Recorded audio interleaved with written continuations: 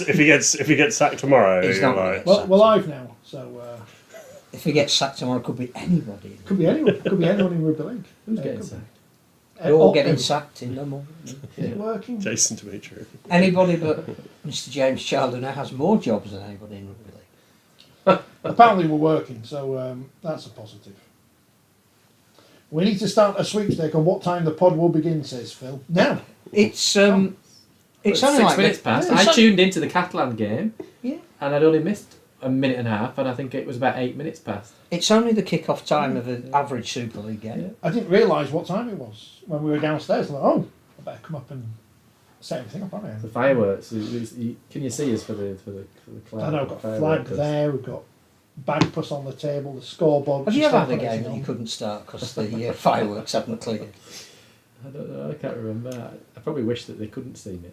That looked like all quiet on the Western Front. Like it was bad. It was a war zone.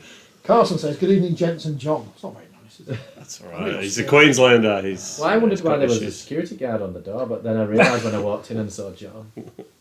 Welcome, There's a queue of people outside waiting They're all for it. wearing blue and white. Yeah.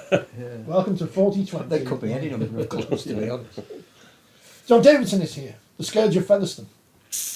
And Castleford and Leeds and Leeds. Salford. You're not- Toronto. Have they banned you yet? Because you were banned from Lee. Obviously, you're now back in Lee now. No, I haven't. As far as I know, I haven't been banned. Because I've said this before, if I'd actually had any power when I was at Wakefield, I'd have been banning people left, right, and centre. Which is probably why they got rid of me in the end. You know. And I was not very good at the job. But apart from that, that's a bit disappointing, isn't it? So John could be less popular than me, and that's saying something. Well, everyone should. I was thinking about that, and then I was looking at social media over the weekend, and the amount of referee abuse, not only during games but after games. I don't think I'm even close. But yeah, I seriously, like the amount of unhinged people there are out there who blame referees for everything. You know, Gaza, war in Ukraine. Yeah. And coaches. Well, coaches generally don't help that kind of. No, but yeah. they get blamed. Like there's no. Oh, I thought you meant coaches blaming referees. There's There's also that. there's no context around coaches. It's like you win, they're brilliant. You lose, they have to be sacked in the morning. Well, the amount of criticism and calling for Rowan Smith's head I've seen in the last few days is, I mean, the record's 4-3. I mean, I know it's not 7-0, but are they that bad? Where's the league table? Let's not start. I mean, you've been watching Leeds since 1702, so you can tell me. 1895. I've not brought a shirt in either. John's a big fan of the Northern Eagles shirt. No, I'm not. Northern Eagles. The best thing is out of that we killed. No, I shouldn't say that. North City is still alive, just in the division below. Saints never blame Liam Moore, says Andy. So I was getting into who we're blaming for everything. He says. Liam Moore listens to the podcast, Andy. Don't upset him.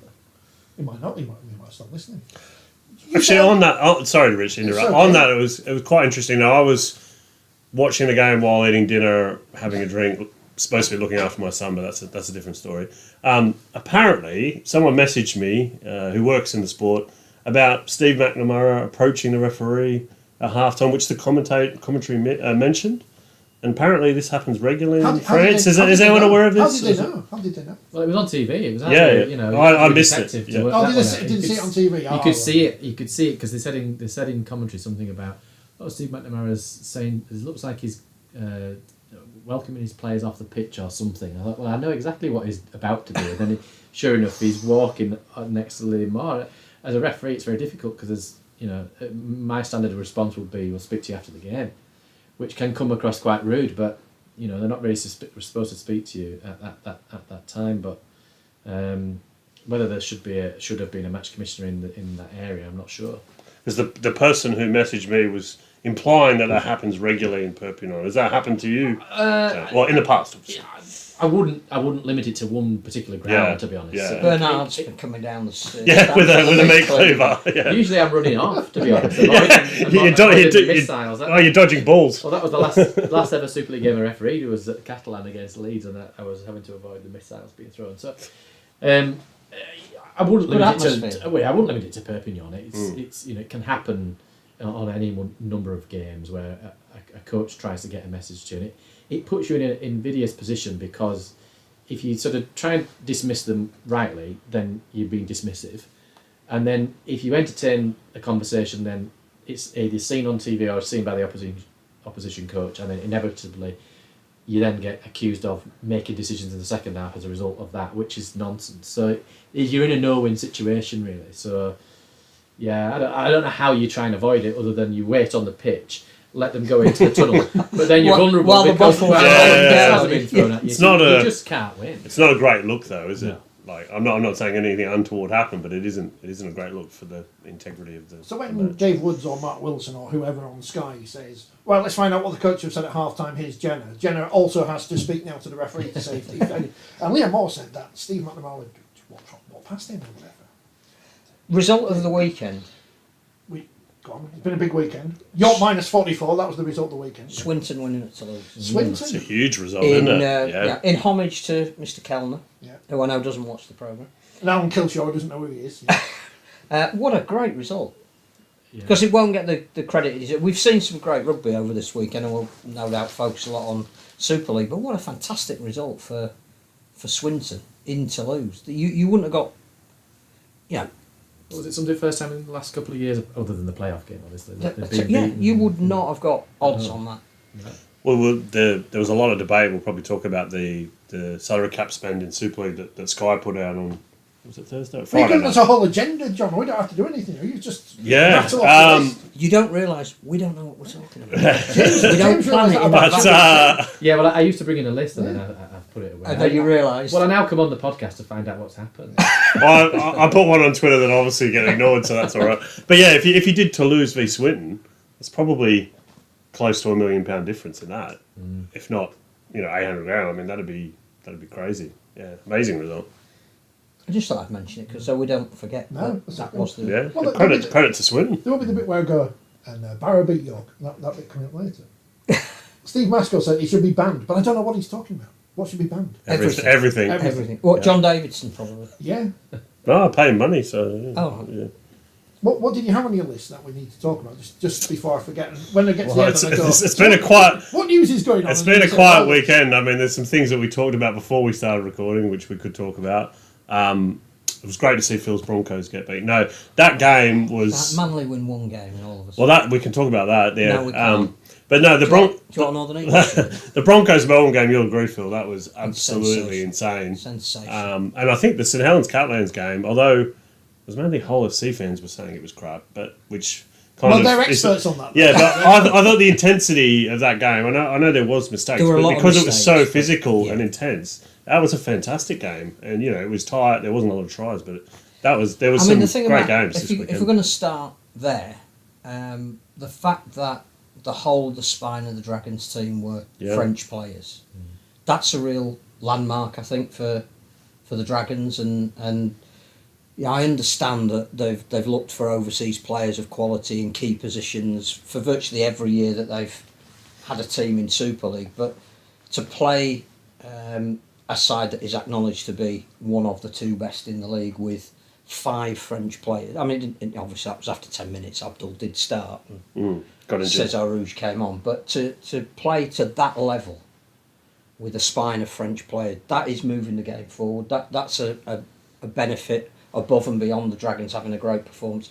And they all... I mean, I know Ulrich Da Costa rightly got the man of the match. I haven't checked how many tackles he made, but I didn't see many that he wasn't He's having a great in. season, yeah. Fantastic. I know we talked about Steve Bennett earlier, but he has done a fantastic job changing the whole culture of that club, the professionalism. Yeah. And he does... I think he was getting criticised for some reason end of last year about the amount of French players, but he has actually given a lot of opportunities to a lot of those, and they're getting better, I think. I also think that we'll talk about Hull, and one of the people that we'll need to talk about is Jack Charles, who is clearly an extremely talented young player on attack, but he's going to get ruthlessly exposed on defence, which he was by Huddersfield. And McNamara has very carefully and judiciously introduced players like Arthur Morgan, Cesar Rouge, and we sit here and go, why don't they play them more? And actually, because what you want is them to play at a level whereby they can perform like they did on Saturday night and bring home a result. We know that Ben Garcia is good. Ben Garcia had a year at Penrith, didn't he? So, you ain't a mug if you're going to be playing in the NRL. So, I just thought that, irrespective of the game, which I'm sure we'll talk about, the fact that they had those players in the key positions was pretty amazing. Ockenball might argue with the mug bit, but anyway, we'll segue. But people were talking at the end of last season about Catalan being potentially in a rebuild this year.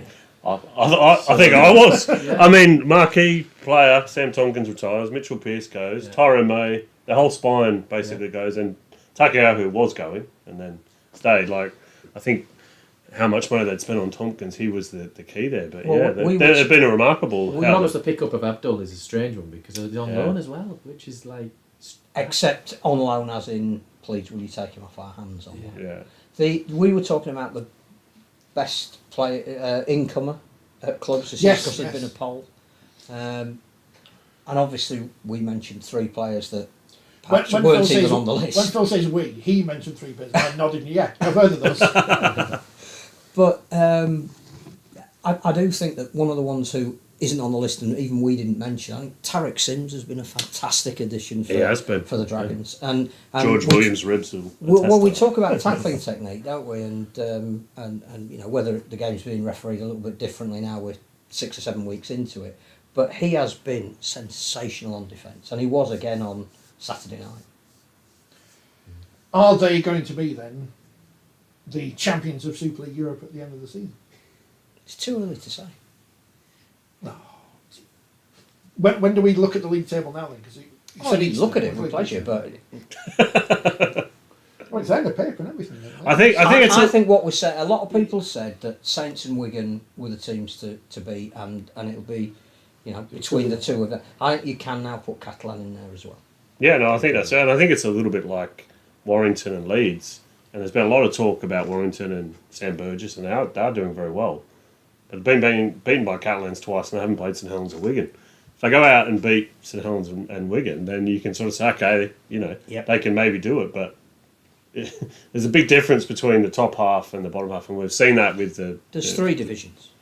Yeah, well, I did mention that a week ago, and I think Brian Carney referenced it, but I got a lot of abuse on Twitter. I think so Brian Noble might have written about that in his column in the next one. Was he reading too? Is he? Which I'm obliged to say is out on. We can see the... But yeah, I think there you can watch. Well, we can watch every game now, can't we? And you can see the difference in intensity and skill and talent. I was at Cass on Friday night, and it was an entertaining game, but defence was optional for a lot of it. I mean, Danny Richardson kicked the ball out twice, and Cass still managed to win, which, you know, in a tight, high intensity game, that would prove quite costly.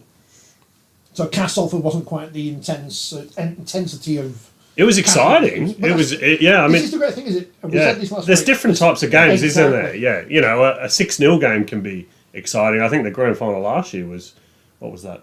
10-2. 10-2, yeah. I mean, that was a great game, but it doesn't have to be 44-40, which can also be a great game. I think that's the grand final, though, I thought was only. I wouldn't put it in the category of great, but because it was a grand final and because of what was at stake, that made it, in a way. Do you know, if it was a regular season game. If you looked at the stats, yes. Completion, few missed tackles, very few errors. It was physical. It just wasn't particularly creative on attack. But then World Cup finals in football, and you know they tend State of Origin games are often teams like have got to that level because they're so good they cancel each other out. I mean, the Wigan Saints one that was behind closed doors in Hull with Wellesby's try. Everybody remembers how it ended. But that was a dour game for it was 79 minutes. It was cold. I was sitting next to you. Freezing. Yeah. But that was an amazing... Well, don't blame me. I didn't. You'd turn the weather on. You were sitting about 2 metres apart. Yeah, but it was intense though. Yes. In its dourness, if that makes any sense, which probably doesn't. Yeah. It just comes back to having teams that are competitive. So in a game that's competitive, which is what it was at Castleford and Salford, you weren't quite sure who was going to win. Because when Salford sort of hit back, I think they scored just before half time, didn't they? And they scored, I think, again twice at the start of the second half, didn't they? And you thought, and then they tried disallowed after that. Oh, hang on a minute, Castleford did almost a little bit like Leeds. I think they'd played the week before. They sort of played so well in that first half, but then you kind of thought, I wonder if they're going to be sort of beaten now in the second half. And actually, fair play to Castleford to come back, as it were.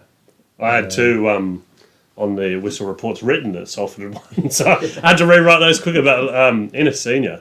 I mean, he was kind of like Jonah Lomu at times. It was honestly, just 2 60-metre tries. He was pushing how good people was off. Sam Wood inside him? Because normally a winger needs to be set free. Yes, he's got to have great finishing skills and speed and evasion, but the space to do that is normally provided by the man inside him, and I don't think Sam Wood gets enough praise. On that same level, Tim Larfo was great. You know, I haven't looked at the stats, but He's he probably beat 10 or 11 defenders, and Nene McDonald 18 tackle busts. Yeah, something. Yeah, he was doing it well, and Nene McDonald, who obviously didn't have a great season last year or a great, but he's been great. He had a great season. I think he's playing a lot better at Salford than he had at Leeds. He's scoring more tries. He's a much better. The reverse Joel Moon.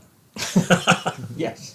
Also from Queensland via PG, so yeah. Wanted to be nearer home, so moved to I think it was Salford. positive for Castleford because I think they have been showing signs of progression, and so for the fans, it must have been a relief for them really that they could get a win on the board. In saying that, they've got Wigan this weekend. Followed by Wigan. Paul McShane was injured. Joe Westerman was injured. Len Watts was injured, and Josh Sim was injured. They're not going to win the cup though. No, but being beaten by 60 by Wigan isn't going to be a great. But no one will be there anyway because it's the cup, so you have to pay. So there'll be about 4 people. And it's not on TV. It's not on TV. The other I think interesting thing about that Castleford game is how do we rate Salford? Because again they're the great enigma, aren't they? They can lose by 40 at Hull County Cup, then come back and win. Then they go to Castleford, who haven't won a game, don't perform as well as that. I mean, are they going down the same road as Lee in that we know that their squad is amongst the smallest in the league? So whenever they have injuries, they can't really rotate their players. They haven't got many injuries, that's the thing though. But also, but everybody's got to play long minutes because there's nobody really to bring in. They can't rotate or... I was on BBC Radio Manchester before the game, and I'm probably the kiss of death because I was talking them up. I thought they'd been, obviously beat St Helens, probably should have beaten Wigan, and I thought after they had the off-season of hell with what happened with their wingers and going to special measures, but they've been great. But they seem to rise for the better teams and maybe the lesser, shall we say, ranked teams. But is it that they can't make changes because the squad isn't big enough? Yeah, I think that's perhaps part of it. Which is part of Lee's problem at the moment, that once you start getting injuries and your squad isn't big enough, you're more exposed than you are if you've managed to blood a few players. I think Lee's might be a bit deeper an issue, as Twitter may have shown during that game. I think the fish rots from the head. I was just about to say those exact same words, John. Yeah, I think you set certain standards in your club, in your organisation, and that can have an impact across. I think maybe last season was an outlier, not perhaps. Well, other than the fact that they didn't have any injuries to key players. Well, they've had how many suspensions have they had as well? Well, we'll come back to talk about that with Hull because I think that's one of their major issues. I don't think Matt Moylan's been particularly good either. No, it may take him a while to settle in. I expect too much of overseas players too quickly, generally. It depends on the overseas players, ones who are compared with Trent Barrett and who are. I mean, the one I would always cite in that discussion is Leslie Vinocola, who came here, virtually hadn't played for a year because I think he'd had a knee reconstruction in his last year with Canberra. The first year he was at Odsal, even talking to Bradford fans, they were saying, "Why have we signed this guy? It's like he's on all the posters. He's going to be, the volcano, and there's no sign of him erupting anytime soon." He's dormant. And yet, if you look extinct. at him retrospectively in how he's thought of in the history of Bullmania, he's one of the great signings they ever made. So I don't think it's fair to judge any overseas player in the first 6 weeks of competition because not only are they adjusting to a different style of play over here, but it's the whole transition across the other side of the world. It's the cultural side, it's the weather, it's the condition. And as Mitchell Pearce, I don't know if anyone saw that over the weekend, as he, James would probably like this, what he said on Matty Johnson's podcast about the refs borderline cheat when you're playing against St Helens and Wigan, and he was saying about the differences and the lack of depth across the competition. At St Helens and Wigan, you've got good players around you as a half. Basically, their discussion point was young halves and how often they struggle in the NRL. Then they go to Super League and they're world beaters, and they use Jackson Hastings, Brody Croft as an example. And he was sort of pointing out the difference here. He had an interesting point of view on the referees, but yeah, I'm not saying I agree with it at all. I just comes from his owner, doesn't it? And the chip on the shoulder that he sometimes has. But no, I think especially English referees. I think that is the thing though. Like particularly for a halfback, if you've got a big forward pack behind you, it depends what environment you're in, the players around you. There's so many factors. Yeah, I don't think you can judge Moylan yet. He clearly is a big signing for Lee, and he is adjusting. You can see he is adjusting. But when he hasn't got Edwin Apape playing alongside him, That's or John such a huge or loss Tom of Amone, Pape, yeah. Tom Amone looking after him. It's tough. I don't think you can judge any overseas player that early. When the league Even Jade Knockenbull. Is he the new You Trent? mentioned him. Is he the new Trent Barrett? You mentioned him. Look, I like Tony Smith. I think he's a great bloke, but I think the Trent Barrett. I mean, are we comparing Jordan Lilly to Andrew Johns now? Like, you can't compare. I don't. He's trying to defend his player. I understand that. He's not going to openly slag him off to the press, but he wasn't a very good player for the Bulldogs, who were the worst team in the NRL. I don't imagine he had a lot of suitors, and he's not particularly excelled yet. Yeah, and I think there are things, as you said, about adjusting, and then there's things like I'm playing with an attitude and putting your body on the line of defence, and that doesn't seem to be there. Playing with a team that's really struggling as well. Yes, that's definitely a factor. Yeah. So they're going to be all right when they get their players back. Maybe we should. Not necessarily. What they need to do is get some people in on loan, players and media stuff. I know there's some clubs with about 7 or 8 media people. If they get some in on loan from other clubs, they can do more work. I don't think some club owners realise that you can't rely on a small group of people to do the work of a lot of people. But I think it's hard if you get your players back and you're not quite stranded. But if you're not in as strong a position as you hoped you might have been, and certainly where you were last year, then psychologically that's different. And I think that for Salford, for me, that's the explanation for Salford. I think on Friday is that they may be underrated Castleford, and it's hard sometimes when you're in a game to then row back. we've got these 3 teams then, all on 4 wins and 3 defeats. Huddersfield, who a couple of weeks ago it's like Ian Watson, he's rubbish, and now Huddersfield are back, although they've only been Hull who are crap. Salford and Leeds in crisis. People saying, get the t-shirts back out. Made Warrington, look like world beaters. Oh no, Warrington are world beaters, but Leeds, not very good. I think we're supposed to praise Warrington more. We at Warrington, says Andy, are happy to hear you pundits constantly write wire off. But if we say it's their year, then you'll be. I don't really think anyone has anyone written. No, Warrington I think they haven't won a comp in 60 odd years. I don't think you can judge them yet, and I think Sam Burgess more than anybody else knows that you can't judge them yet because the 2 real tests that they've had, they haven't quite They've passed failed. them. Yeah. So let's see how they go at St Helens in the cup. That's almost a free hit. That's a huge game. It's a free hit, isn't it? Saints coming back off a loss. They managed to win that game. It tells us a lot. So, but I also thought that what you saw from Warrington on Friday night, and we will come back to Leeds, and that was a very regressive performance from Leeds, is what Sam is trying to achieve. And that is he's investing more in the young players which have consistently been put to one side in the past. And they're starting to deliver. There is a cohesiveness about what they're trying to do. And when George Williams is... in fact, he said something really interesting about George Williams, because George Williams is the captain of England. So you'd think you know what leadership is all about and captaincy. And he said in the press conference after he's just starting to get it. So obviously what Sam wants him to get is something that hasn't been asked of him before, which is really interesting. So that change doesn't happen overnight. I think the whole Ben Curry experiment was shown superbly to be working, that for 2 years he's been playing almost as an auxiliary centre, barely touching the ball and a little bit not fulfilling the potential that he had, even allowing for the fact that he had 2 knee reconstructions. Stick him in the middle as a loose forward. He was on fire. He was by far the best player on the pitch. So again, I think that's the kind of change that sounds. I just don't think we're in a position to judge them at the moment. He's clearly got now Matt Duffy playing more of a team role rather than let's give him the ball and hope it'll get us out of trouble. They look a better team this year, but it's far too early to say we do or don't praise them. We're supposed to make rash statements about teams and then completely go against what we've said the next week and say, no, actually, they're rubbish. Are you Gary Schofield? No. What's going on? I think Tony Smith got the comparison wrong, says Mark. Pat Richards was the player Wigan fans wanted to get rid of after a month, then ended up being loved by all. Barrett hit the ground running. So there you go. Yeah. I wasn't here when Trent Barrett came over, whether he hit the ground running or not, but I'm fairly sure he'd played a lot of State of Origin and for Australia at that point, which I don't think, I could be wrong, Jaden Ockenball's been... Played for America.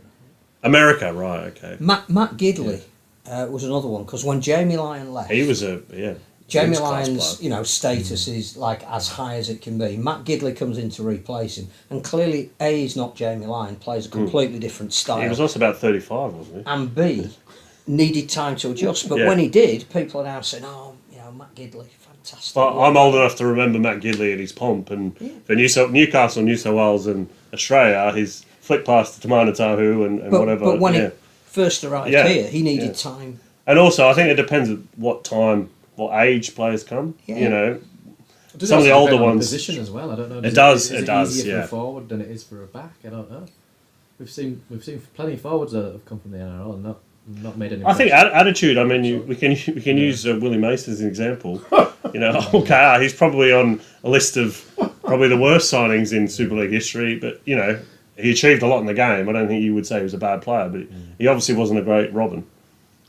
Well, the whole KR fans, you tell us how good he was. Catalan have had a few Australian forwards. Dave Taylor. Yeah. Dave Taylor's a great, the Coltrane. Fell out of bed and missed the State of Origin. Well, that was the story that was told. I think he was doing something else in bed. But anyway. You mentioned Scott. He once on Radio Yorkshire had a real go at Dave Taylor in commentary. It was hilarious. I think it was against Wakefield. I'll have to find that clip. I can't remember who actually said it. I think it was on Triple M. But I think the analysis of Dave Taylor was really interesting because of his size. He was always a giant amongst boys when he came through. So he never really had to work that hard to dominate games. And then I think when he kind of got found a little bit older, it was like, well, I didn't really have the work ethic to maintain. I mean, I'm not saying Latrell Mitchell is the same, but there is a little bit of an element in that. I think as a younger player, he was just killing it without trying that hard. And now the pressure's on and whether he can back that up. But that's what changed Catalan's thinking around recruitment. That they moved away from single blokes and tried to recruit put him on the beach in his apartment, and then wondering why they didn't turn up. Yeah, I think the trips down to kids bring them over. We do that. That's fine. The trips down to Barcelona for drinking and partying maybe aren't as prevalent now. I don't know. When Old Trafford is knocked down and the government build them a new stadium because the government are nice like that, should we move the grand final to the south of France just for a year? Or to Barcelona. I don't mind doing anything as long as we've got sufficient notice. Like the Samoa series. Don't do it the week before. Do you like the Samoa series? Is that on? And there's still likely to be a French air traffic control strike or something. Easter, they do love a strike. Which teams will be in Bagpuss's top 6? I was asking. What do you mean, Bagpuss? He's a bit quiet. What's going on with Toby King at Wire? Birdie seemed a little unhappy with his unavailability. Again, it was fascinating listening to him talking about that because he was asked about whether Toby King would be fit for this week and what the injury was, and he basically said, I've spent 6 months, I still can't work the guy out. It's Toby's world and we live in it. Again, that's the attitude that I think he's trying to change. I'm not saying Toby King has a bad attitude, but I think you don't get cohesion and teamwork if you can't work out. Toby will tell us whether he's fit or not. You go, isn't that the wrong way around? I think that also goes that you have to manage different personalities differently, don't you? You can't have a one-size-fits-all approach. But he's a grand final winner from last year, so you'd want him included if he's fit. Very Chris Chester, David Fafita vibe in that one. Why not I knew mention... you were going to mention him then. Things stick out to you in press conferences, because usually in press conferences, nothing happens. Although I'm intrigued. Now, I've got off what I was going to say, but I'll come back to your point in a minute, Stefan. Now many clubs are live broadcasting press conferences. Do you feel like it's not going to bother now? Are they? Yeah. Who's doing that? Leeds have. I think Lee might have done their pre-match the other week. Right. Probably just so Degsy can watch it while he's on holiday. Why all the negativity? Say Stefan. Sorry, before the Stefan, you mentioned press conferences, and I thought we should reference your great tweet yesterday about the greatest. I mean, it's not a rugby league press conference, but the greatest. The greatest sporting. I mean, obviously, rest in peace. Yeah. He was a great player. None of the words we can use, but no. Who's Simon Bird? Yeah. You're a. Yeah. And again, we go back to if I'd have been in charge of places, that's what I'd have Apparently, Mr. Millwood did that at St Helens one time. Yeah. Were you there, Phil? No?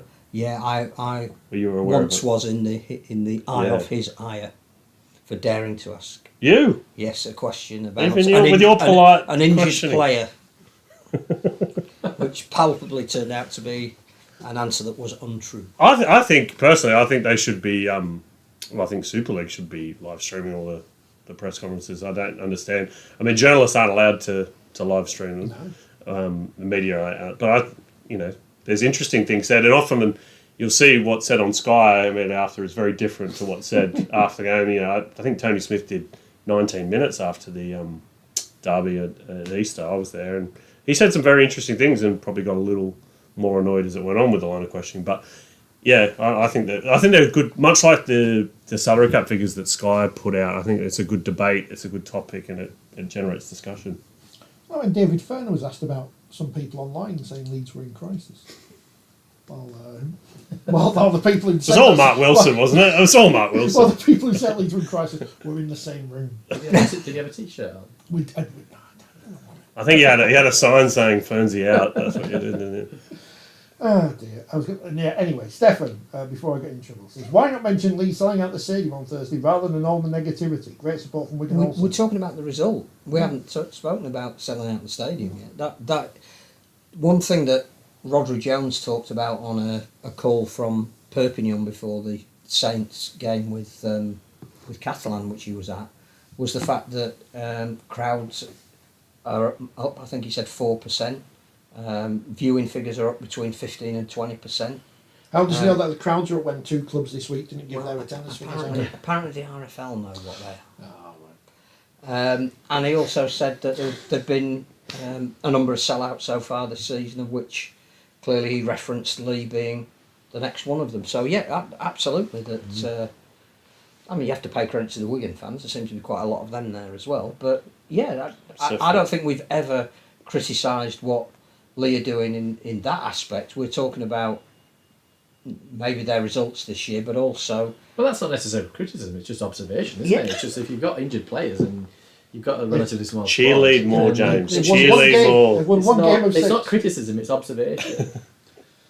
But, I think that, but Phil, your point there, that kind of dispels this 1954 notion that we can't have games on TV because it will hurt the attendances. I know we can in the championship. It will hurt. Can I say that's bullshit? Sorry, excuse the language. But but then I still read articles last week. Not articles. People on the internet saying, "Well, why aren't Channel 4 buying the rights to the championship?" Well, there's an obvious reason why they're not. But why aren't the clubs doing anything themselves? Keep saying this every week.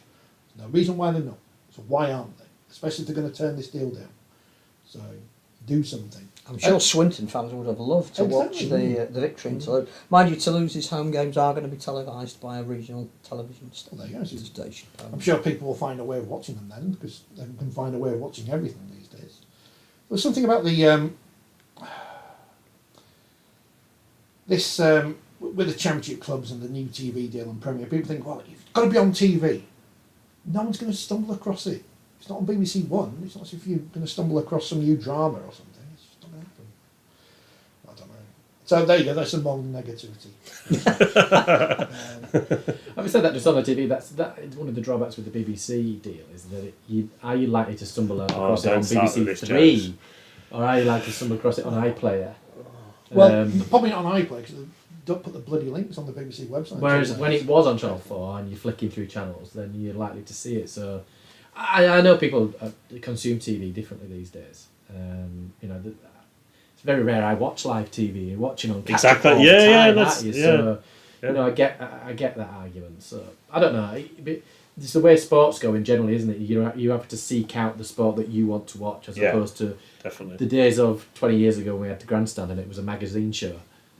I think the other thing about that there were issues last year, particularly with Channel 4's coverage, with real devout rugby league followers not knowing when the next game was, and assuming that because Saturday at 12:30 was their slot.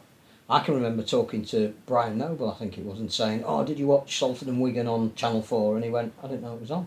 It's like, now he's a guy that gets up in the middle of the night to watch every NRL game he can, but he just had missed the fact that it wasn't that Saturday at 12, and it'd been a month since the last game, and so when if you want to consume stuff on the BBC, you are going to have to look for it. It's not going to be laid out in front of you. I don't mean to be rude, but there's this invention called the internet. Really? And you can find things on it. You can search. Like Google is a great invention. Yeah, like just use it. I mean, most people have a computer in their phone, in their pocket. And you can find out when every game's on, you just tap a few buttons. And realistically, I think people can do that once a week and they can find out what game is on. And if they want to watch it, they can make a decision. But I'm getting a lot of tweets. I didn't know BBC Three was even on anymore. I mean, yes. Well, it wasn't on, but now it's back.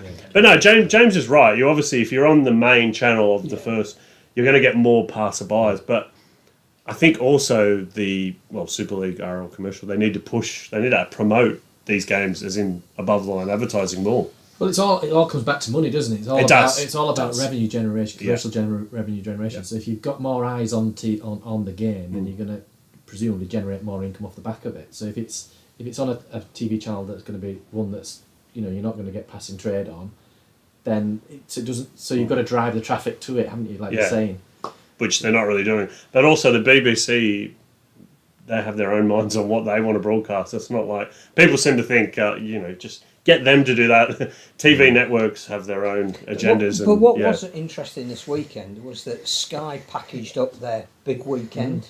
So they're pushing rugby league a lot more this year, without a doubt. Golf, and obviously they had quite a big football match yesterday, apparently, or whenever it was.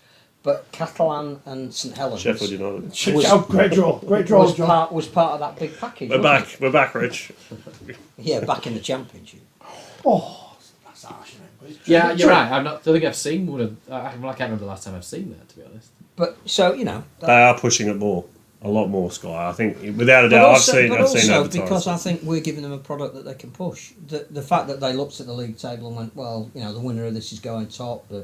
You just come out of a Good Friday game where Saints and Wigan, big viewing numbers. A lot of people knew about that. A lot of them then watched Warrington and Catalan, different sort of game, but an entertaining game. And now these two are meeting in the south of France. The winner's going top. There's going to be 10,000 people there. The atmosphere looked fantastic. So they pushed it because we gave them a product to push. The issue that goes along with that, which is counterproductive though, is that the national media coverage is shrinking. I mean, you can look at that's down to the way people consume. Partly, I think it's also partly down to the way the game is promoted and engaged with media outlets, which is almost non-existent. But there is less, and you were on the call, Phil, so you can say there was 3 journalists on the call with Roger Jones on. Yeah, but the problem is, there were probably 5, but it was on at the same time. 3 from the same publication. People were going to Lee and Wigan. Yeah. You've also got, if you're going to have something, and I understand they had to wait for him to arrive in Perpignan before you could have it. You've got to have it at a time where most people can gain access. I think it's a fairly bad reflection. You can read about it in the next issue of Forty20. Phil, I watched the recording, so it was riveting. It was riveting. The readers haven't. No, I haven't. So I tweeted the best bits, Phil. It's all right. Tangential part of the rugby league media. The Aussies missing the point, says Paul. You don't have a name anymore. That's all right. I've been called Parasite and worse recently, so that's okay. That's just Featherstone, That's just the bar manager. It's about appealing to a wider audience, not singing to the choir. I think the problem is, and it's been... I'm aware of that, James has just mentioned it, about how we consume TV. I can't think of anything I actually watch of general entertainment live, because you don't need to watch it. I don't watch The Apprentice live. I don't watch anything else on BBC. I thought you said entertainment. Well, I know. So if I'm recording something and watching it back, Beyond Paradise, there you go. I'm watching it back. I'm fast forwarding to the start of the programme. When it's finished, I'm gone. If they put a trail on saying Super League's on tomorrow night, watch it. Catalans Saints are going to be great. I wouldn't know. Same as the boat race or the golf or whatever. I wouldn't know because things have become more niche. The podcast. As soon as the adverts come on, I press 30 seconds. Don't do that on this podcast. Don't do that. Yeah, I do the same.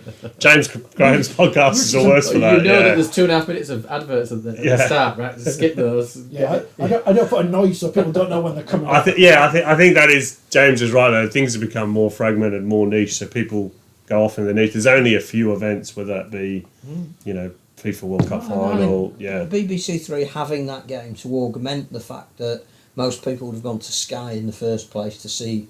Not everyone has Sky though. That's a big thing. I just thought that what was the combined attendance was something like 250,000, and it was split roughly between BBC A little bit Three less. and and so it worked as far as the game's concerned. It worked. Half the people watched it on BBC Three, half watched it on Sky. Saturday night, 8 o'clock, you're up against Casualty, you're up against Anton Deck and whatever. You know, People with social lives. people with lives. I think it was a good slot. The Spanish Cup final that was on. Bad times, don't talk about it.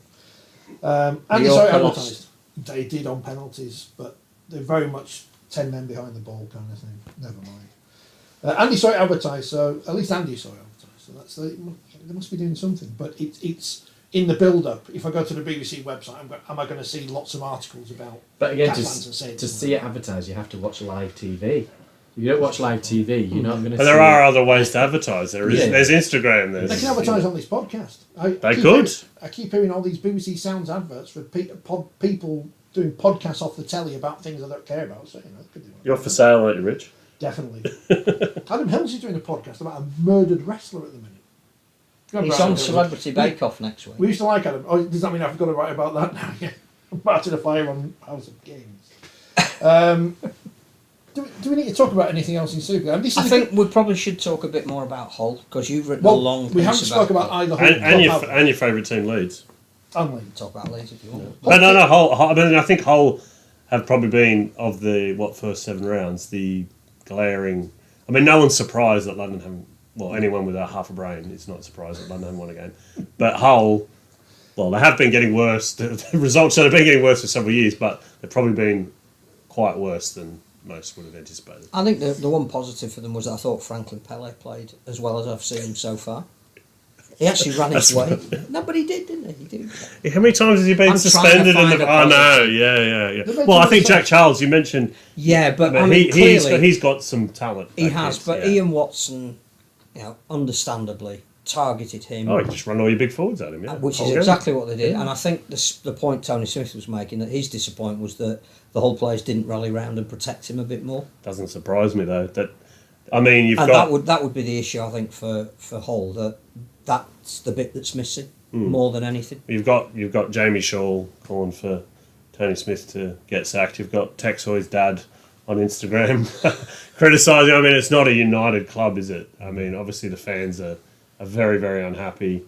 And how many? I mean, I saw someone out there can tell us about how many weeks in a row now is it that they've conceded 40 or 50 points. There you go. 3 weeks out of 4, they've conceded over 50 points. And the 2 weeks before that as well.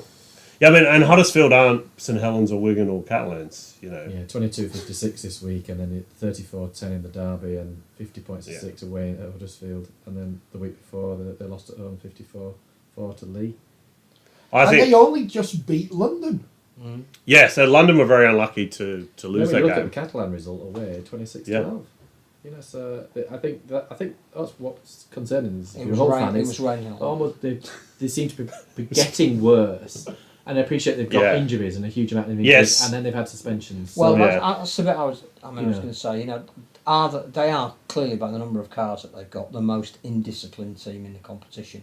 Does that come out of frustration with their performances, or as a sort of like a referee, do you look at them and go, we need to look at Hull because they're a club that clearly. I don't know. I mean, I'd have to look at each individual card and work out what I think. The foul play generally, aren't they? And a number of those came in the first game. I was going to say I was about to say that, Phil. You can't really blame that in the first game, 20 minutes in or whatever it was. Is that technique? Is it the play that you've signed and ill discipline? His record. There's probably a whole number of factors in that.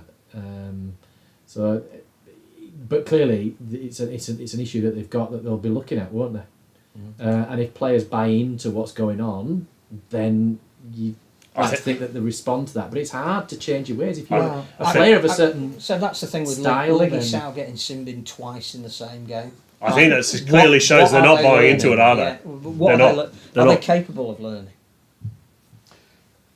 And the other great thing about this game, James, is you've got the immediate thing you can say, Jake Connor, Adam Swift. There you go. Both at Hull in recent years, scored of the points, 7 points. Well, I think the Jake Connor one's interesting because, and the piece that I wrote, which It's free online. Anyone can read it. And it references a book that you may have published by a very, it's an amazing player, wasn't he? Gareth Ellis. Yes. Don't need to speak in code. Anyone should go out and buy his book because I think it's a fascinating read. But he made some really interesting insights about Hull FC. He obviously spent a long time there. He was part of success there. He's no longer there, but makes some interesting insights about the culture, about the owner, about promises that were made. And I think this all ties into how the club is run, how the recruitment's been made.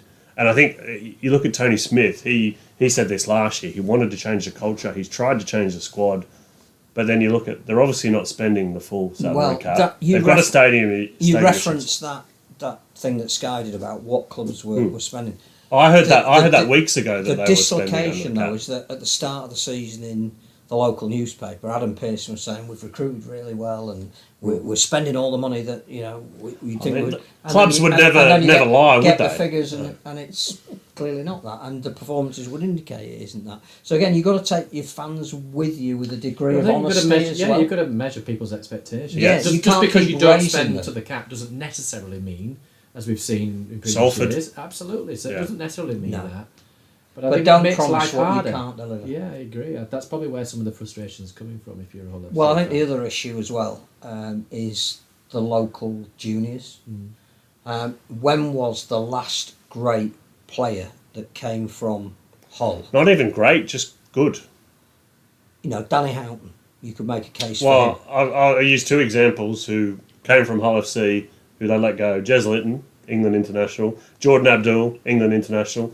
They let them go. But even Hull KR are not as successful as they are at the moment. They are not relying on local talent. Well, they're helping themselves to Hull FC. And the core of local talent that Hull have had are no longer young. They keep being referred to as young, and they're not. They've been there long enough to establish themselves as Super League players. They all look size-wise the same, but where But even that. Where's the next Mikey Lewis? Even that structure. It might be Jack Charles, but. Yeah.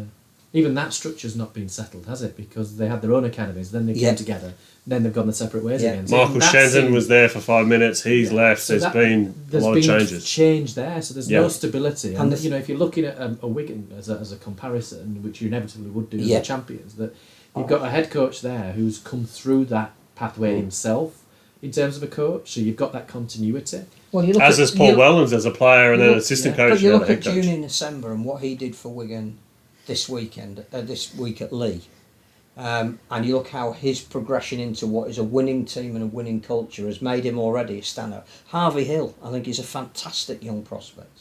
We haven't even seen Ethan Havard this year. Sam Walters hasn't made his debut yet. Admittedly, he didn't come through the Wigan system, but they've identified the fact that that's how they want to bring their young players in. Hull are having to throw some young players in who are getting woefully exposed, who I don't think it's any fault of theirs or even Tony's, because I think he realised what it takes. You need to bring them into a... So, Logan Moy, everybody said, oh, it's great. And the kid's 17, don't expect too much of him at the moment. This is a project for Hull that's probably going to take them three years at least. And Hull, Tony's now in his second season, the core of players that they're building their team around aren't good enough. But it's not just that, Phil. It's not just the homegrown Jews. It's the overseas recruitment as well. But I think overseas you can only fish in the market that you can afford to fish in. Yes and no, because you look at, and I'll use Salford as an example. They've got less money than Hull, but they have a fantastic track record. And overseas, Jackson Hastings, Lussick didn't stay. Well, you can't build around people. Well, I don't think. Well, I disagree because they got to a grand final, and then 2 years later they were one win from a grand final with a different team. And they got to They've been able to recruit Tim Laffey, another. I mean, he was on a building site. No one wanted him, and he's been fantastic. I mean, he basically killed England in the semi-final of the World Cup. He's been a great sign. Salford have a great track record of that. I think it just shows that they're not doing the research either on the players that they've been offered, or they're just making poor decisions. Which is very un-Tony Smith-like. I don't think Tony Smith... Well, some of those decisions have been made before he was there. I think you tie that back to when Motu Tony left, who was in charge of that in 2017, and since then they've gone one way and it's downhill. I mean, on a salary cap perspective as well, recruiting local juniors is going to be cheaper than It is. to bring But, players. is. but what if they're not You know, being from a- produced? The question that's not But how being can you asked not is- in a hotbed of rugby? I don't think But it's as much of a but hotbed in that's terms the- of That's the participation. issue, isn't it? Yeah. That is the issue. If the kids were there, they'd be in the systems, but they're not because they're not there. But does that give Leeds an advantage for an example, or are we going to say it's where you've got Oh, it does, yeah. you've got just the small 100%. town of Wigan, but you've got other 100%. You basically got the whole of Lancashire and even into Yorkshire. They're taking but juniors Wigan, from Morgan Yorkshire, Smithies travelling from across. Halifax. Yeah. But that's dead to your network. That's your scouting. So Yeah. you go, well, there's this great kid who's lives 3 hours away, but we'll get him in at 15 and we'll turn him into. And So they've but done that it's- with Morgan, and then so they Hull- sell him to Canberra and make some Hull money. wouldn't just be Hull, would it? It would include York. It would include Yeah. West Yorkshire as well. I mean, it's But I think the question that isn't really being addressed is what's the quality and number of kids playing in an area that we always refer to as a hotbed, which it clearly is. But I think we've where seen is that. the next We've seen those clubs. 2 or 3 great young players that we're already hearing about? I think we've seen those clubs, those junior clubs, die off, haven't we? Those amateur Well, clubs. certain age groups Yeah, within them have, yeah. yes, and that's something that the game should be looking at, and that's not Hull's fault necessarily. I think- it might be a wider issue Yeah, for no, the it is. sport as a It whole. is. But I think the other issue, which they're also facing, is the stadium. You know, I think that what I was told, the tenancy agreement runs out, I think in 27 or 28, Yeah. and they don't make a lot of money because they are tenants. Which was negotiated by. Adam Pearson. All right. Okay. And my information is that I think Adam Pearson would like to sell the club and move on, but who's going to take it? Who's going to buy it? I mean, they're not a particularly profitable club. They have a large fan base, don't get me wrong, but Not if you're selling season tickets for next year now, you're not getting not investable. How dare you say that? How dare you? Hull, obviously half their catchment area is fish and they don't play rugby league, but York have started moving towards Selby and going up towards Scarborough and whatever. I'm not saying they're going to pull anyone out there straight away, but obviously Gareth Ellis from Selby. But this whole argument is around time. Time and resource, but mainly time. So when we have one result that doesn't go your way or a couple of results, we're already throw the coach out and Yeah. you know, But that's not the answer, is it? For me, No, that's no. not the answer for me. but nobody has perspective. Yeah.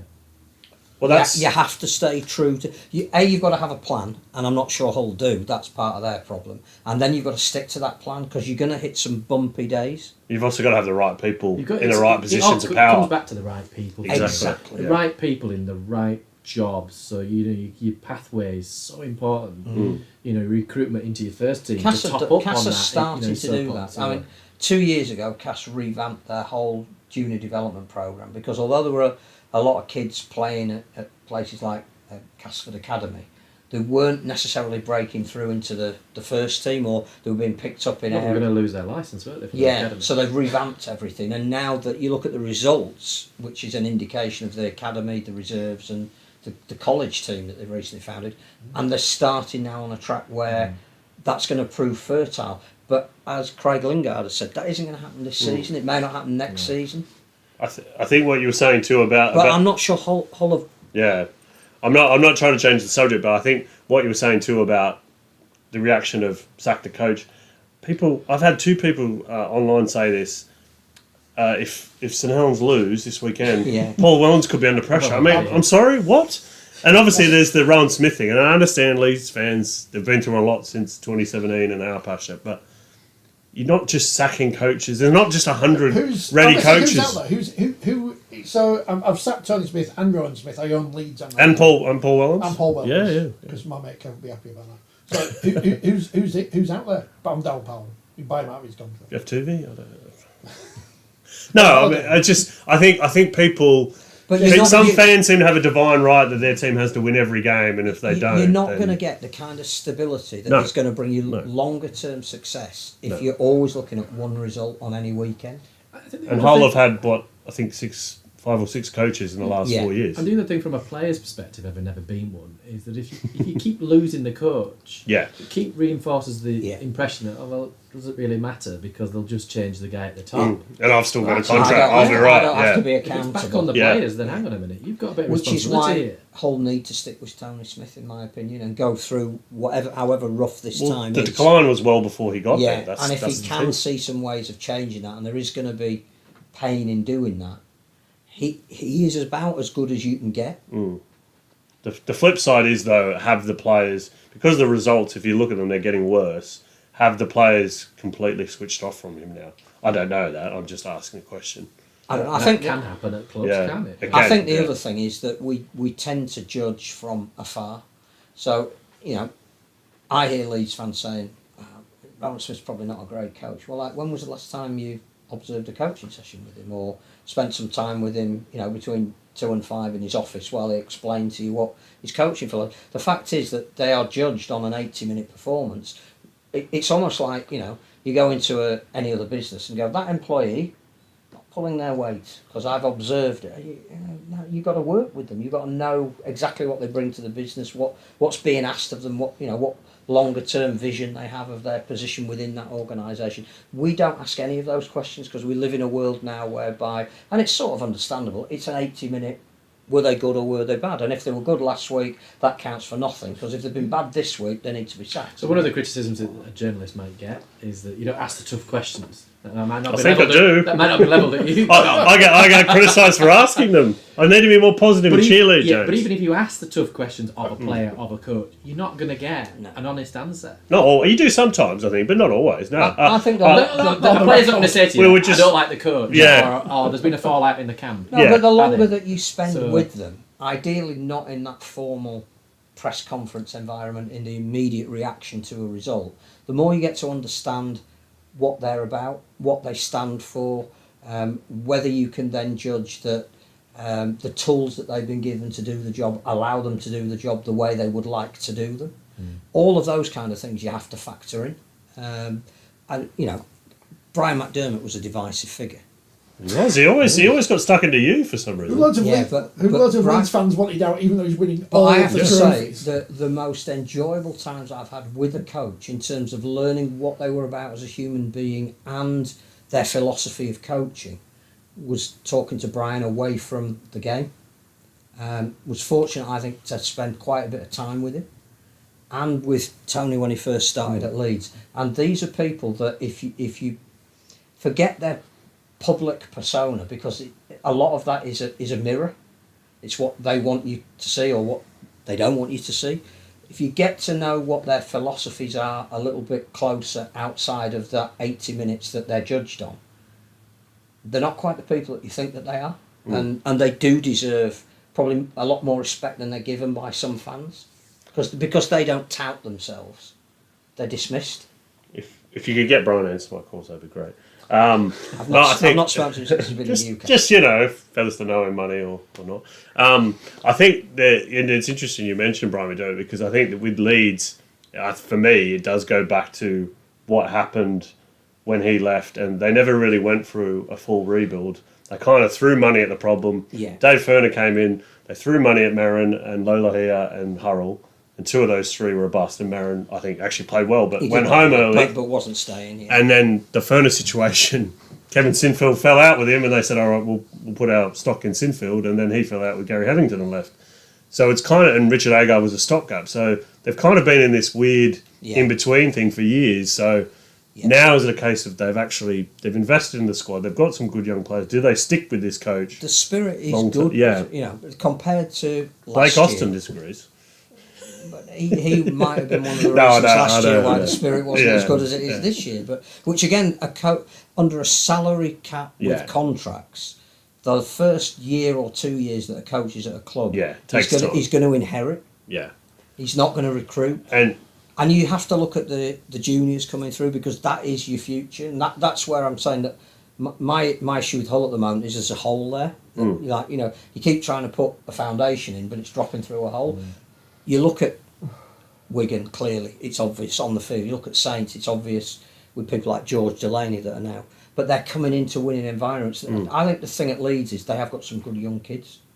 And what they did to become a great club, some of the ingredients are starting to be there again. So you possibly would be stupid to disrupt it at the top again, because you're then rebuilding all the time. They had a poor result this week. They regressed to the team they were in 2023. People have already forgotten what Rowan Smith did in 2022 when he arrived. Definitely. So those I can't coach. You go, well, like, how did he get them to a grand final when they'd absolutely no right to do They were that? absolutely terrible that first third of the season. So was Actually, sorry, that was that thirds. just People they? have sharp memories. Was that They just do, they yeah. decided that at that point they were going to play to their potential, or did a guy come in that managed to unlock some of that potential? And so it was an incredibly poor performance from where they'd been earlier in the season. But if you keep changing, you're going to end up with the kind of inconsistency whereby you're always then asking for change. They've also got a brand new spine that's played Absolutely. together, seven games, Miller, Croft, Frawley, Ackers. And they want to play a certain way which is more conducive to firmer grounds and better weather. Hull KR beat London. Elsewhere, there's not, Surprised by that, Rich? Just the great thing about all the games being on is that you can just ignore games that you know. Just one question on that. All right. Hull KR again, brilliant first half. Yeah. Blew a team away in the first, like they'd done in the derby. Didn't replicate it in the second. Are they going to have to learn to do that if they're going to really challenge at the top? Oh yeah, I think they are. I think it's subconsciously when you're up by 40 points, don't you? Yeah. And you got a big cup tie. Yeah, I think But it's not the only week they've done it. They've been, the round one against Hull. Yeah, they'd won it in the first half, but they didn't score. Well, they haven't played St Helens yet, have they? Well, in the derby, they didn't kick on. No, I'm saying they haven't put a full 80-minute. They haven't played Wigan, or have they played Wigan? I think they have. I think they're much like Warrington. They're a bigger test to come, and then you can gauge them. Yeah. But I think Hull KR have the talent or the ability to be a top 4 team this season. But so when they're on the telly this week, and it's on the BBC, so I don't know who's going to be the touchline person who does the. So what did I say at half time bit, like they do with Jenna on Sky? We need to find out what did Willie Peters say at half time, because it obviously doesn't work. That's the.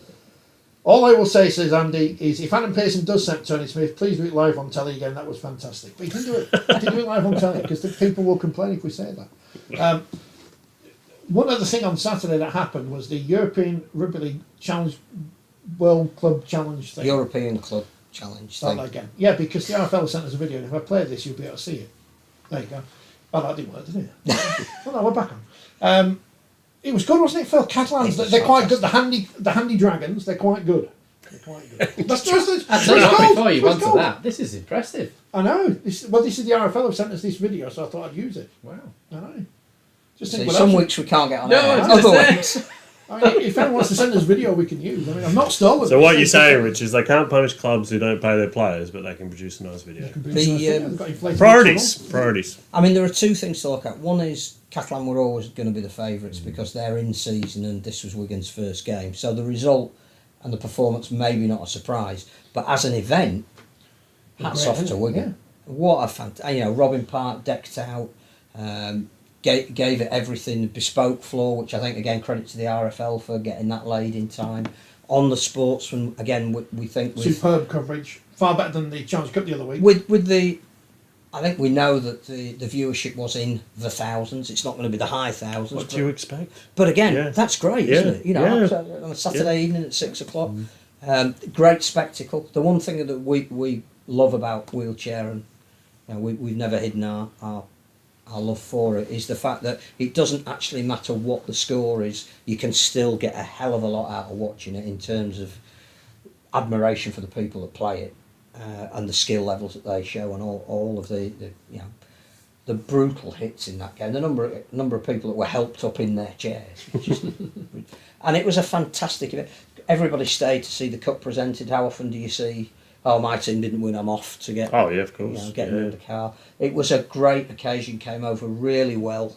And let's hope this isn't now a regular date in the calendar. I know they tried it maybe 10 years ago and it never got official status. The last 2 years it has, with Halifax going to Perpignan last year and Wigan hosting it this year. It's another property. And it came over really, really well. Wigan started brilliantly for the first, I think, 12 minutes. They were in control. But when Catalan get that momentum going, they are unstoppable. Season coming up soon. Yeah. So, go see games. Keep watching Wheelchair Rugby League. It's the future. Maybe one of the coaches will be on the show soon. Maybe. He said he would. Yeah, that's good then. Women's Challenge Cup this week. It was done. The group stage. Excitement. York beat Featherstone 80 points to 6.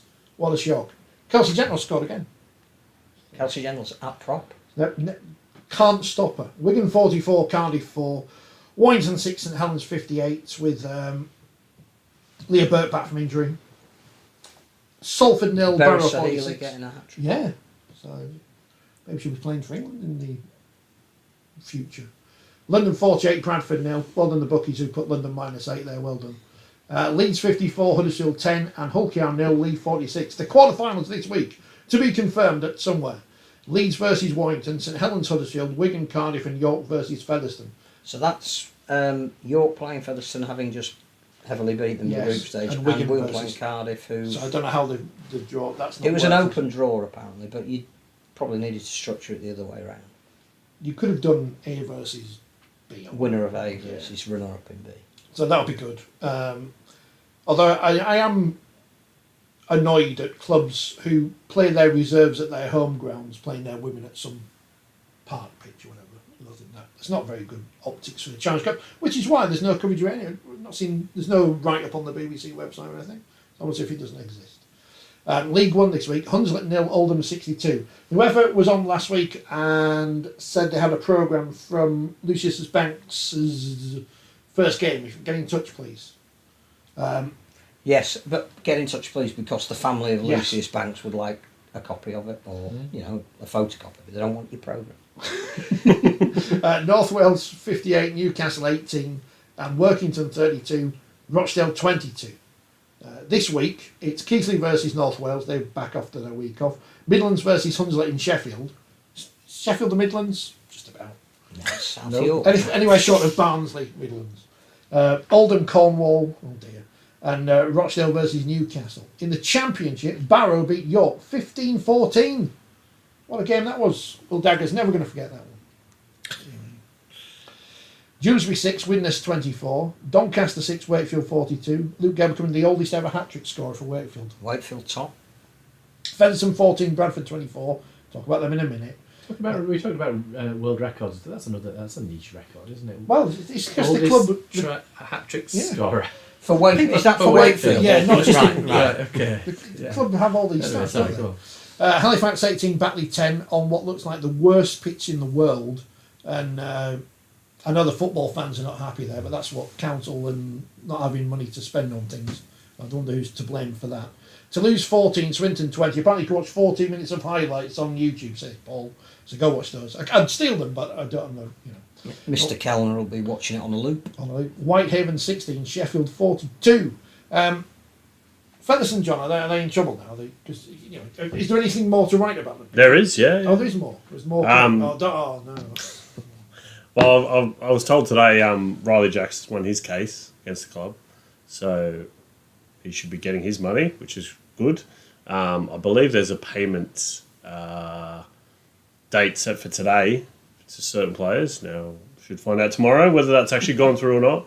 I think there's still a lot more to come. There's a lot of allegations about other people who are also money, which I'm trying to stand up. Some which the club have denied, some which they haven't. But I think it's a pretty sorry episode in the sport. But it does seem to keep happening every couple of years, as we've seen with Toronto and Salford and the Crusaders. I'm going to assume that Featherstone are not the only club that this is going to be a story about it. You mean other clubs doing the same? Yeah. I don't know that. I mean, I know. I think Whitehaven came out publicly in February that they'd played Yes. players like. There's probably a few elements to it, but I think obviously the whole ecosystem of rugby league, as we all know, is not flush with money. And I think obviously the Championship in League One, the distributions have been reduced. They weren't much before, so there is more pressure perhaps there, to find money. But yeah, I think, there is a lot, as I said, there's a lot of elements to it, but I think that the sad thing is that this has been going on for more than a year, and I think the RFL's been aware of that for a long time, and they don't seem to have taken any action, or, don't really seem to want to talk about it, or, it's just rumbled on, and a lot of the players and staff haven't had any support. And while I think the Players' Union are involved, although I can't seem to get them on the phone, not all the players. The BBC is always on the podcast. Not all the players are actually members of the union. And now there's supposed to be a new union being set up, isn't there? So that's also was it that there's a new union being set up, or that players are going to be asked their opinions more, or their opinions are going to be taken? It's not Which clear. one costs It's them not money? because whilst a story was written about there is a new union, I didn't read it quite that way. I just like we've had some Super League players have come forward and said we want to be part of the decision making process. Because we want to be people in the And the governing body have said we want to make you part of the decision making process. I don't know whether they should go back and form a union Because there is a union. A union does exist. Ryan Briley was on the 5 Live. He was, podcast yeah. last week. I was listening to it whilst jet washing the patio. I was not Multitasking. Yeah, but I wasn't listening quite intently enough to pick up whether he was talking about a union or not. No, I think he was talking. He was talking about respective roles, wasn't he? Yes. And George Yeah. Williams sort of leading it, and Alex Walmsley. and having Walmsley. greater representation, but I wasn't 100% sure that would be taking over from the GMB, or whether it's like a.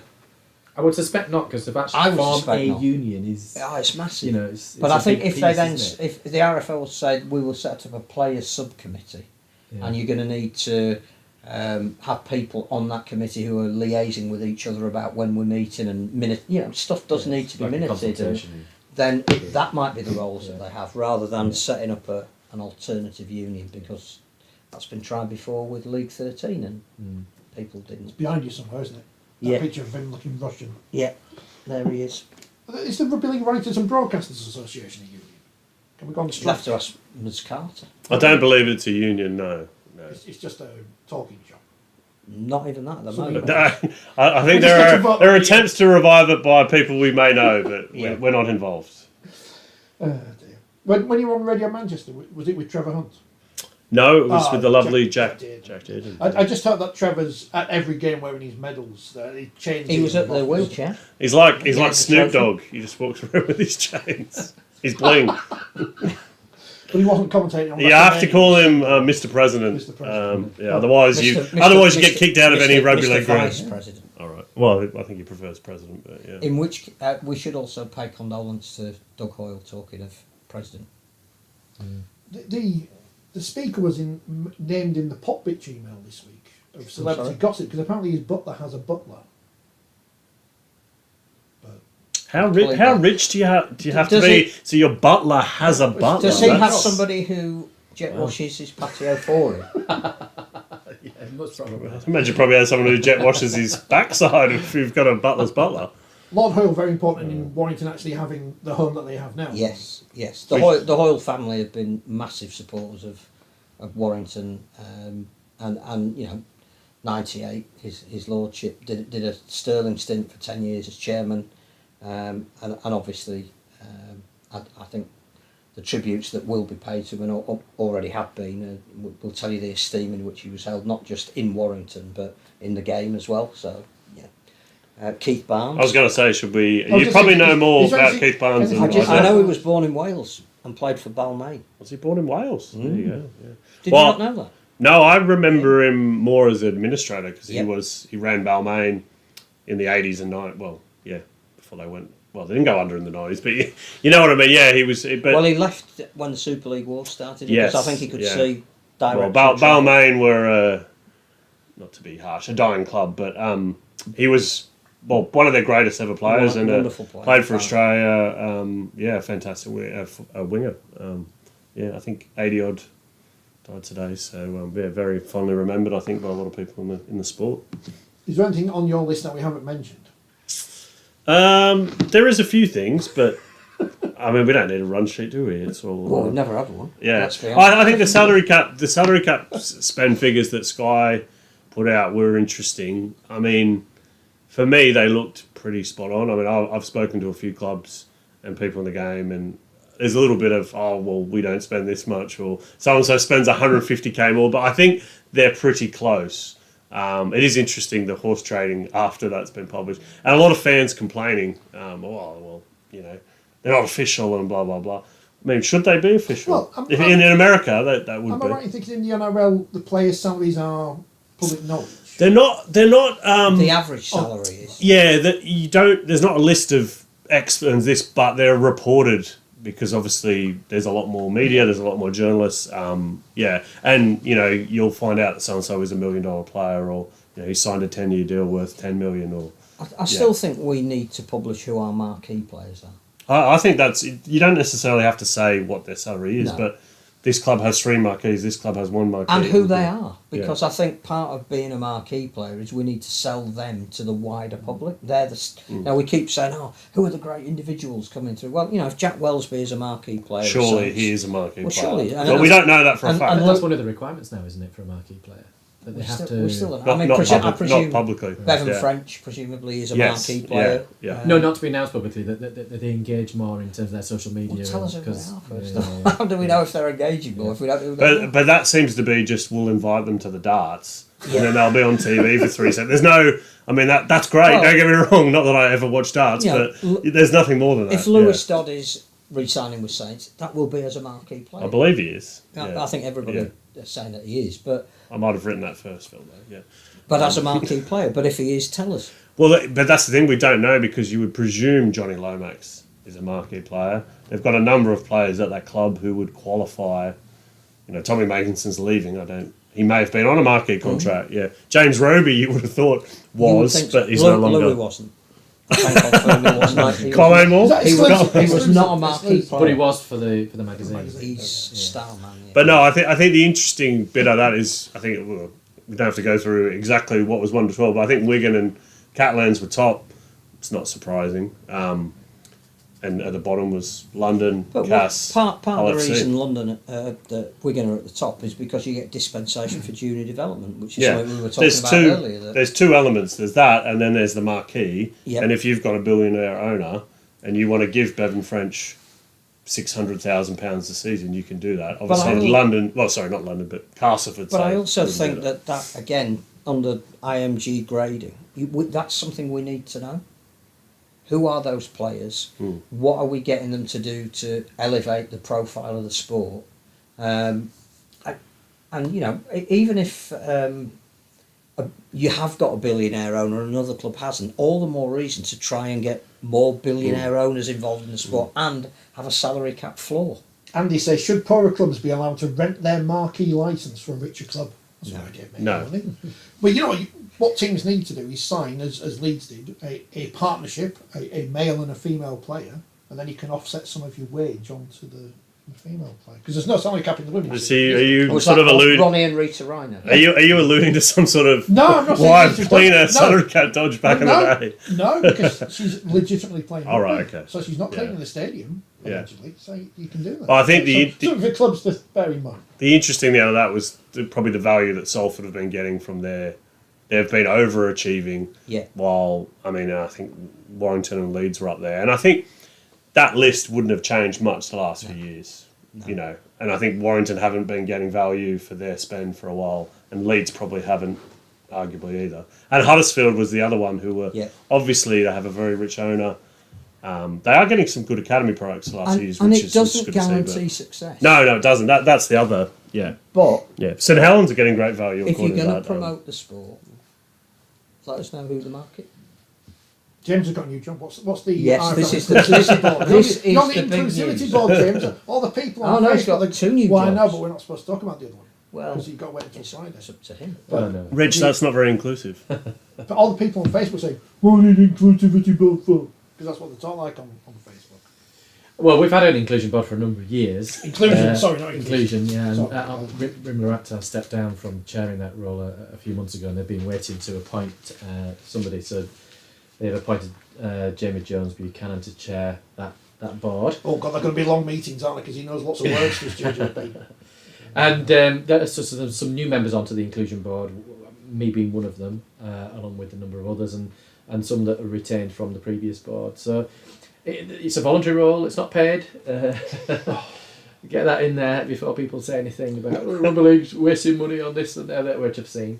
It's the inclusion board is there for people who are not employees of the RFL, but they can check and challenge and support the work that's been done around inclusion and the Tackle It campaign, really. So we've yet to have our first meeting, but having sort of worked for the RFL previously and seen it from the other side of the fence, I have an interest in inclusion. It'll be interesting to be part of that board and hopefully help the sport continue some of the good work that it's already doing and improve. And that's the purpose of it, really. But my other hat now is I've been asked by Phil Bentham to review Super League games on a weekly basis. So I shall be. Well, last weekend I reviewed the Castleford Salford game, and I'll be reviewing one of the quarterfinals this weekend. So just one game a weekend, and assisting the referees in the department with the development of the referees. Which is a major step forward. Not just that it's you, but well, it's a new coach has come into the department, and inevitably you bring in. But we talk about culture, don't we? And the culture of the referees group, the match officials group, is changing. Yes. Much needed change, should we say? There's been some changes, personnel behind the scenes as well. But you're not the only one coming back either, right? No, so he's bringing in Ian Smith has come in as a reviewer, and Matt Thomason, who used to refereed a number of games in Super League himself. So he's coming in to review. So it's only on a consultancy basis to review individual games. So we're not in there in full-time roles. So you'll have to tell us which games you've done, and we won't ask you about it. I did the Castleford Salford game, which I said, and this weekend I've got one of the quarterfinals. But it will be tricky for me to sit on the podcast and start going through decisions. I can't go and talk about individual decisions really, but I can give you a feeling for why a referee may have made a decision or the reasoning behind a decision. So I think there maybe still is a benefit to me being here if people see it that way. I think it's called the enemy within. Something like that. But I think didn't we have a tweet about the podcast has improved immeasurably because Jenny? Yes, I saw that. Yeah, you've got to stay. Yeah, but and I'm not buying biscuits for anyone else. Thanks, Phil. No, I think there were obviously a lot of referees who spoke out about the culture, and you were one of them in the department. So it seems like this is positive that things have changed or are changing. I'd like to think so. When I was refereeing, it would have been it was great if you could have somebody of contemporary experience. So Ian refereed probably best part of 300 Super League games. I would think high 200s. I did 333. So I'd like to think I can give something back to the referees. And well, you've written a piece for magazine out on Friday. I have to say that about every 20 minutes.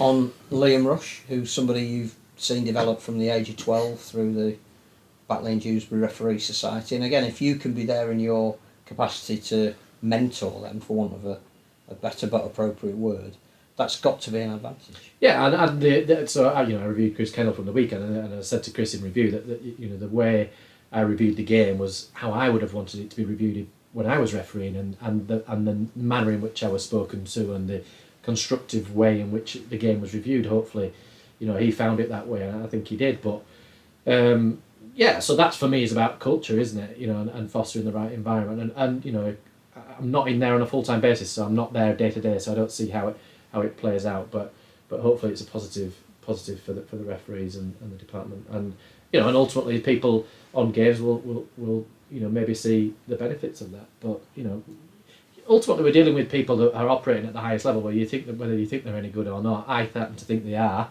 But we're talking about small percentage improvements and stuff, and that's what it's about, really. What we need to find out is when you've had your first inclusion board meeting, is what the biscuits are like at the end. Well, the first meeting is going to be online, so I think it's bring your own biscuits. BYOB. Yeah. Oh no. I think is that everything? I think that's it. Well, he set an agenda. We didn't read it. We spoke about most of the things. Well, I mean the Fenton Rogers. You know that we don't plan anything. No. I think the Fenton. Not that I've covered it, but obviously being aware of the Fenton Rogers case is an interesting one. I think this is again goes back to why don't we have some kind of integrity unit? Well, we don't because we don't have any money. Well, I think that's because it's been spent on. But I think it's interesting that obviously he was arrested. I think it was on Good Friday or around Easter for drink driving and allegedly assaulting a emergency worker. He's got a court date in May. He was suspended by the club, and then now they've done an investigation apparently, and now he's not suspended and he's gone alone to Bradford, but he's still got a court case coming up in May, which the burden of proof for a club investigation is lower than an actual criminal it's investigation. Just there doesn't seem to be a lot of consistency with these things.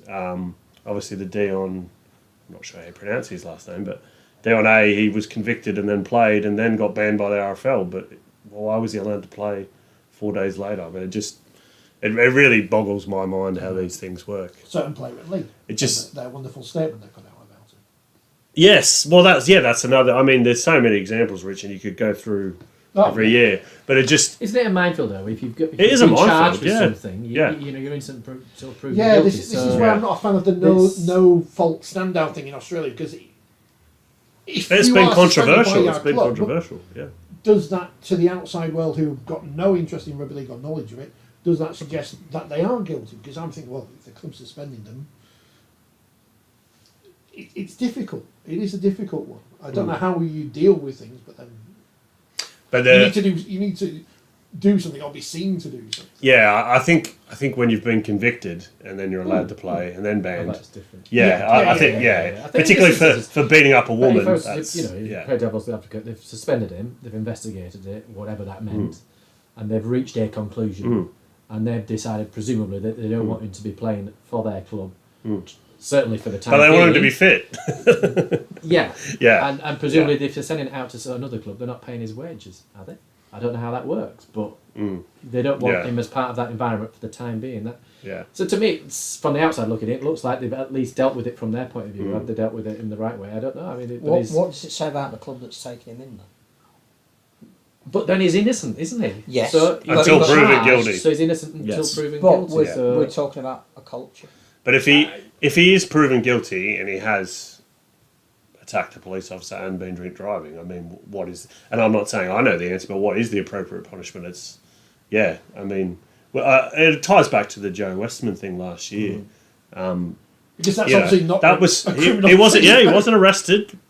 Well, depends, how Mormon you are, but it wasn't illegal what he did. But it went viral, went around the world. I mean, the fact that he was on a 14-hour or 13-hour drinking bender 1 week from the season probably says a lot about your club culture. But they made him captain this year. He didn't get suspended. He didn't miss a game.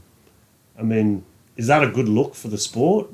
I think the common theme with all these, and I've seen it, the Wonga Blake one is different, but it's related in some ways. But the common theme is that clubs don't want to punish their players because they need them on the field. So there needs to be a governing body will obviously say, actually, you kind of need to stand this guy down, or because. But do you need an integrity unit? Because they've got the RFL will regularly investigate situations. They're generally like on match day situations, aren't they? But they investigate. They won't. I've used the Wonga Blake example. It's a club matter. That's what I say. It's a club matter. And you get that to some extent because they're employed by somebody else. But then if you're there to hold the integrity of the competition, yes. At what point do you step in? It's difficult though. Then if you do step in on one, what do you step in on that one? And do you get into that minefield? Where do you draw the line? It's not black and white. And the thing with the Wonga Blake one is it has been investigated by the police.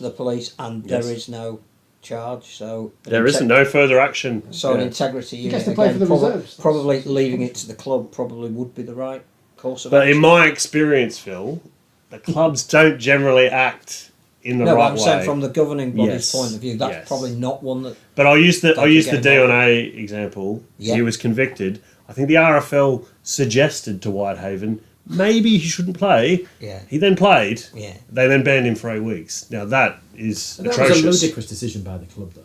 Yeah. And if you but that's my point, James. Even your own fans, though. Even your own fans of Whiting, how would you justify? But the same goes on with the Featherstone situation. They signed an NRL halfback 2 weeks before the season started.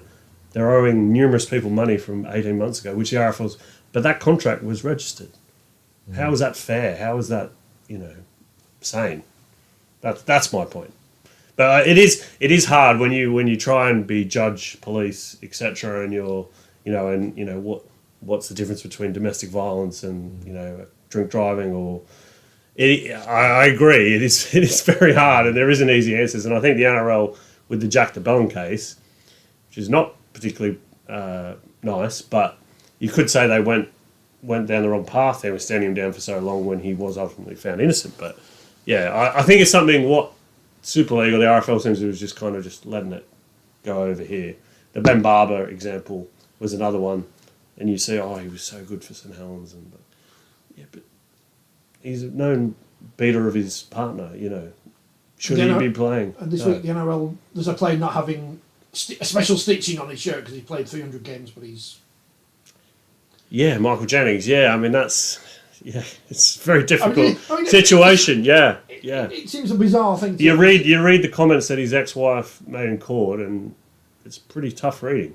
But it's a bizarre punishment, is it? I think, but the thing is that people don't seem to, or some people don't seem to realize, this is tied down to how the game makes money. If you're a sponsor, do you want your brand associated with people who do these things?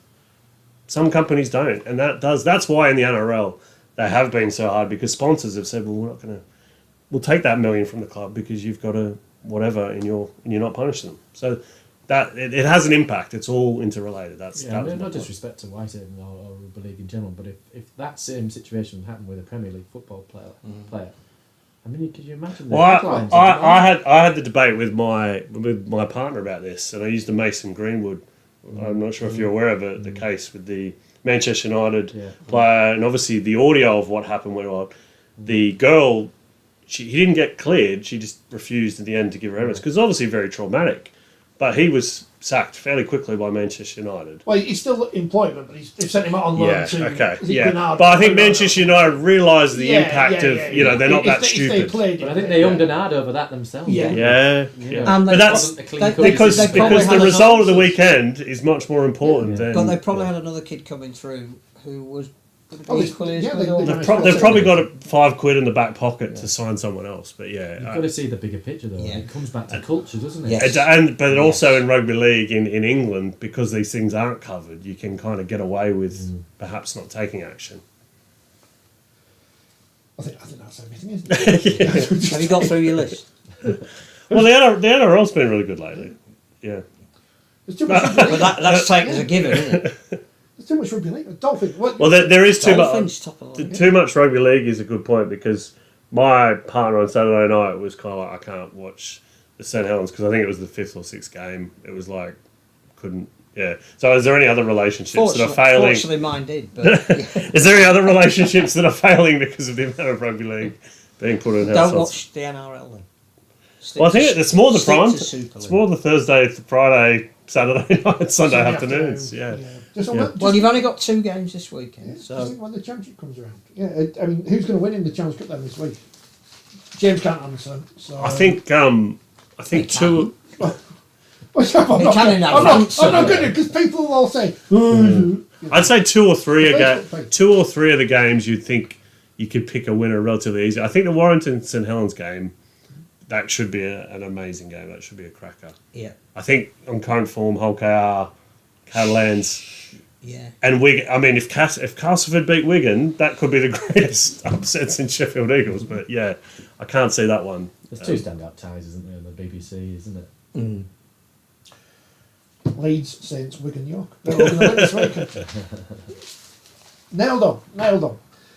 Right, that is it. Thank you very much for watching. Thanks for all your comments. Sorry to get to all of them, and I know you've all enjoyed it because you've all been chatting away in the chat. And Paul, thank you. I'll tell Phil. Join us next week. I don't know when, but we'll be back to talk some